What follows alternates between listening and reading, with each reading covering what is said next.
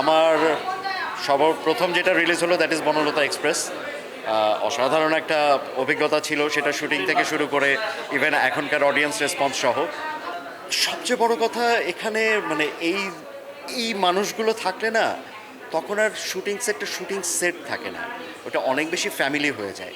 এবং কি বলা যায়, একজন আরেকজনের সাথে যে ইন্টারনাল একটা রিলেশনশিপ তৈরি হয়, ওই রিলেশনশিপটাই কিন্তু আমাদেরকে পরবর্তীতে অ্যাক্টিংয়ে অনেক বড় হেল্প করে। সো আমি বলবো যে মানে এই ধরনের মানুষদের সাথে রেগুলার কাজ করতে পারলে, জাস্ট উদাহরণ যদি দিই, যে মোশাররফ ভাই বা চঞ্চল ভাইয়ের সাথে একটা সিন করতে পারলে ওখান থেকেও একজন অভিনেতার অনেক কিছু শেখার আছে।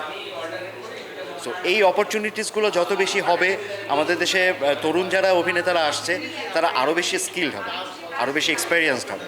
তা তো একটা এখন বাংলাদেশে ছোট্ট একটা ইন্ডাস্ট্রি, এখানে অনেক ধরনের ঝামেলা আছে, ইকোনমিক্যাল স্ট্রাগলটা আছে।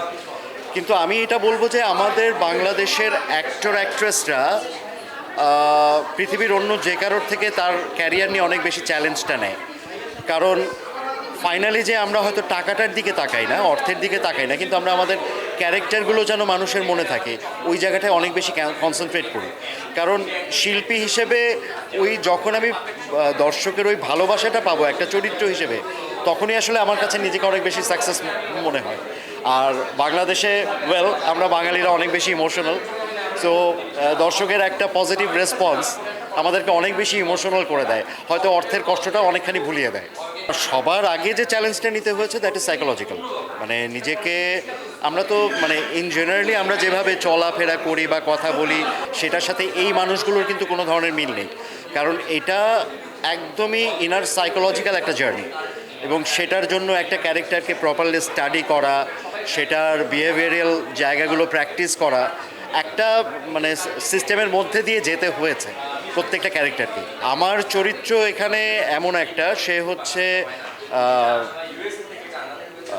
কি বলা যায় যে সে এমন একটা এইজে আটকে আছে, যে বয়সটায় সে তার বাড়ি থেকে চলে গিয়েছিল সেটাও প্রায় 25-30 বছর আগে, এবং বের হওয়ার পরে তার বয়স এখনও চেঞ্জ হয়নি, তার গেট আপ, তার পোশাক কোনো কিছুই চেঞ্জ হয়নি, সে একটা নির্দিষ্ট বয়সে আটকে আছে।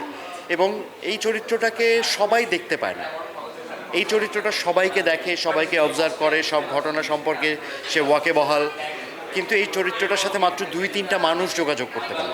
এই ঈদে আমার সর্বপ্রথম যেটা রিলিজ হলো দ্যাট ইজ বনলতা এক্সপ্রেস। অসাধারণ একটা অভিজ্ঞতা ছিল, সেটা শুটিং থেকে শুরু করে ইভেন এখনকার অডিয়েন্স রেসপন্স সহ।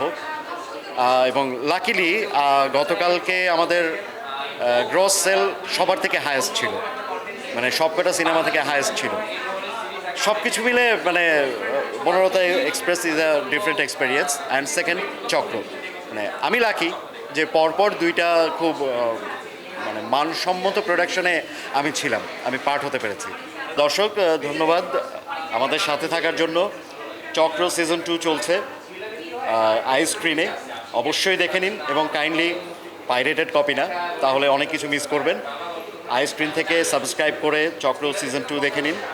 আর সাথে আমার অভিনীত আরেকটা সিনেমা এই মুহূর্তে খুব ভালো রেসপন্সে আছে, বনলতা এক্সপ্রেস, আপনাদেরকে দেখার আমন্ত্রণ জানাচ্ছি।